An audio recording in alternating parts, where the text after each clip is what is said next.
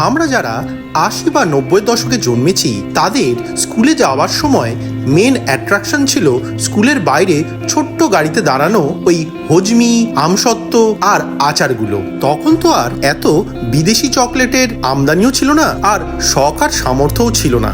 আমাদের জন্য ওই স্কুলের বাইরে দাঁড়ানো লজেন কাকুই ছিল মেন লজেন সাপ্লায়ার। বেলঘড়িয়ার ১ নম্বর স্টেশনের ওপর ছোট্ট এই লজেন কাকুর দোকান দেখে আমি যারপন্নায় উল্লসিত হয়ে উঠলাম। এই লজেন কাকুর দোকানে কি না ছিল, বিভিন্ন রকমের মশলা, আমসত্ত্ব, হজমি গুলি, হজমি দানা, ছোটবেলার সেই হারিয়ে যাওয়া ম্যাঙ্গোবাইট লজেন, তার সাথে বিভিন্ন রকমের হজমি গুলি, হজমির আচার, জোয়ান, সব কিছুই। আপনারা যদি ছোটবেলাকে ফিরে পেতে চান তাহলে বেলঘড়িয়া স্টেশনের ওপর এই লজেন কাকুর দোকান কিন্তু অবশ্যই ভিজিট করতে পারেন।